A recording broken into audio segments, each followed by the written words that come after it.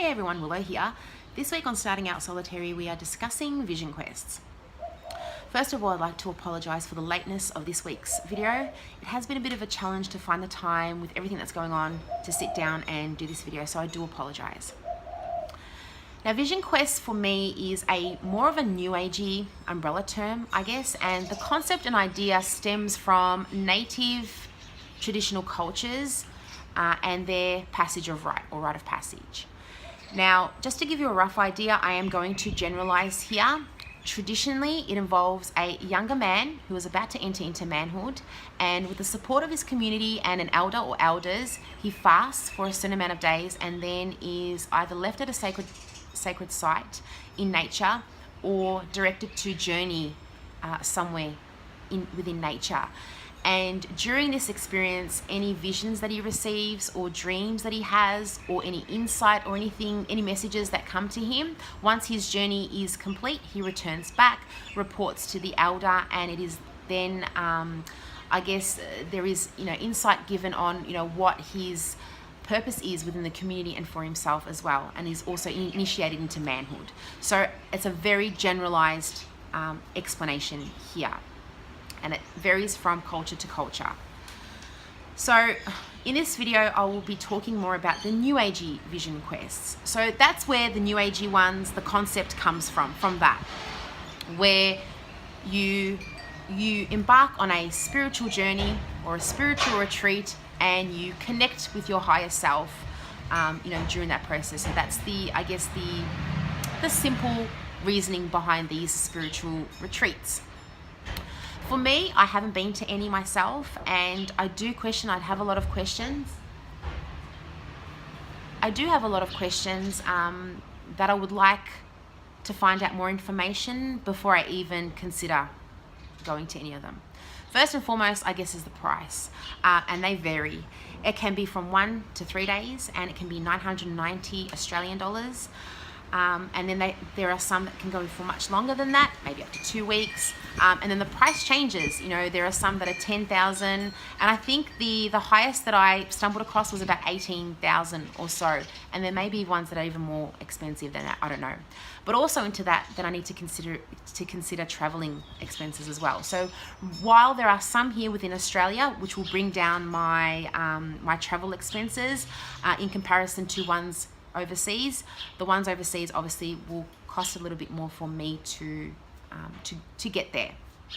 And although I can see some of the exotic lodges and cabins and places justifies perhaps sometimes the cost, it's still something that I do question.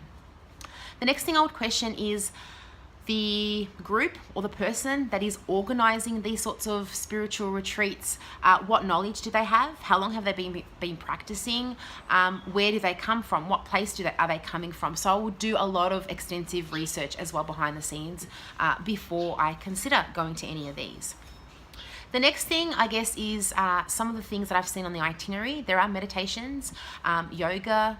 On the itinerary, you do some yoga. You also, do some cooking class, or throughout the whole experience, you cook your own meals and what have you using fresh produce and etc., which is a brilliant idea. So although I like the concept behind it, if there's, if you're struggling for time-wise to go ahead and plan your own itinerary, that something like this is available out there. I do like that about it.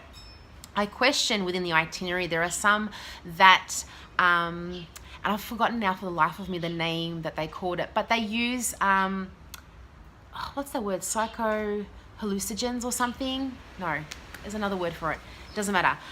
They use, peyote, for example. It comes from the cactus plant, and it has the hallucinogens in there, I guess, and you smoke it or, or what have you, in order to bring yourself to that higher consciousness, awareness, I guess, much quicker than you would, I guess, fasting. I don't know. That's something I question. What research has been done about it? If something goes wrong, is there anyone there to help you? Or, is it a safe, what are the safety precautions that protects those who attend these sorts of spiritual retreats, and to use those sorts of, I'll call them natural highs in the process, so safety is another thing that I would do research and I would consider greatly. I have read actually that a lot of people have died as a result of going to these spiritual retreats and taking these sorts of natural highs as well. So definitely safety is another thing that I would consider. And I guess another thing, because the term shaman is being thrown loosely within these sorts of vision quests or these spiritual retreats. So again, I guess that falls in with what I said previously. I would do research. I find that a lot of them haven't had much experience, yet they have self-initiated themselves as a shaman as a result. And I think that respect needs to be, had there. Because if you're doing your research and you're looking up in history, you will find that it's not just a matter of an individual going out and experiencing these for the first time, or let's say 20 times before you are initiating to a shaman. So this is again something that I would do a lot of research on. For me, my personal journey, and just looking back on, when I first spent a lot of time out in nature, and that's when I was really young, but I guess the true appreciation re-emerged when I was about 15. And so, there was a connection there with nature. I enjoyed being out in nature, did a lot of fishing, a lot of camping trips and all that kind of stuff. And just looking back now on how much that appreciation and even that connection has grown. So during this winter period here in the Southern Hemisphere, a very dear friend of mine, we've gone with the kids a lot of times, but also just her and I, we have gone out and had nature adventures and really connected on a much deeper level. A lot of the times we would just look at each other and we knew exactly what we were saying. And other times we were trying to describe what we experienced, what we felt, what we saw, yet we couldn't find, the right words to express everything, but we knew exactly what each other meant, because we were on that same, page as well. And it really hit me because not too long ago, maybe about a couple of weeks ago, I attended an Indigenous walk, and it was run by Sonia from Dance of the Plants. I will put a link to her Facebook page below. An amazing, beautiful soul. She also makes her own tinctures and stuff, which really, really work, using native plants and also some European plants as well. But she organised this Indigenous walk, and Stephen was the one who presented it to us, and he flew down from Western Australia as well, and he shared his knowledge on the plants and what you can use them for, all that kind of stuff. But also in amongst that, shared some, of the cultural things that he, experiences and what have you. And I think the thing that really touched my heart was before the walk, when he began, he said that, horrific things that he experienced, but it was that time where he began to research on the white people and look at them, why they came down here, and did the things that they did. And as part of the healing process, he was able to understand where perhaps all of this was coming from. So he said it in much more a beautiful way, but just thinking about it, I got the goosebumps. But it was really then when it hit, because a lot of the things that he was sharing on this walk really resonated with all of our nature trips that we have been doing with my very dear friend. And it was like, oh my God, that realization, that greater connectivity just was very enlightening for both of us. But for me personally, it was, that confirmation of everything that we saw. We would go off and do our little research and think, oh wow, this is so. But to hear Stephen say a lot of the things that really resonated with us was just, it was truly amazing. And the reason why I'm saying that is, I guess you don't need money to go on these sorts of spiritual retreats. Nature is available to us. They don't cost anything, just a lunch. You can pack your own lunch and what have you. And it has been a very slow process for me. I'm 39 now, and going back to when I was 15, when that passion again re-emerged with nature, just seeing how much greater connectivity there is. And I have noticed that is something that I have noticed, because these sorts of nature adventures for us is a form of a spiritual quest, let's say. Observing wildlife, you know, what they do, how they chase each other, how they play with each other, even beautiful trees and landscapes. And, you know, just here in Victoria, there's a vast difference, you know, between landscapes and what nature has to offer.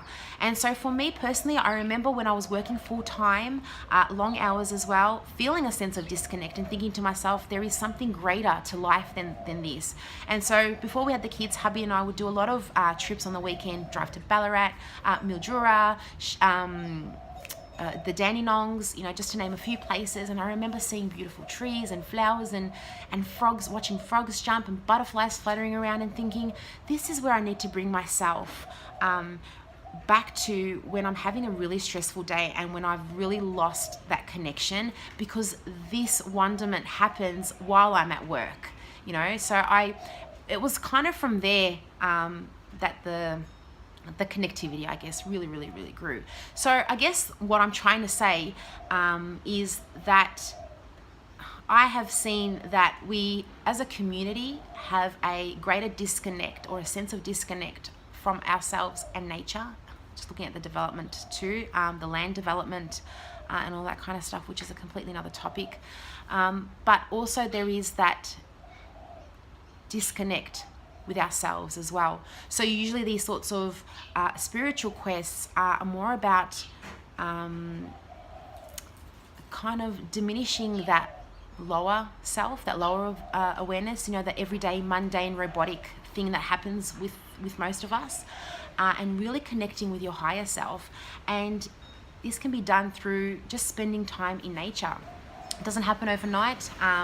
This greater sense of connectivity has really emerged from, you know, the winter period for me personally. And I have found that I have been working with a lot of, you know, spirits of the land rather than deities such as the gods and goddesses. So I don't know, I guess I've kind of evolved on my spiritual journey. Yeah. So that's pretty much all my thoughts on this week's topic. I would like to have your opinions. Have you been on one? What have you found? How have you found it to be? Until my next video, sending you so much love.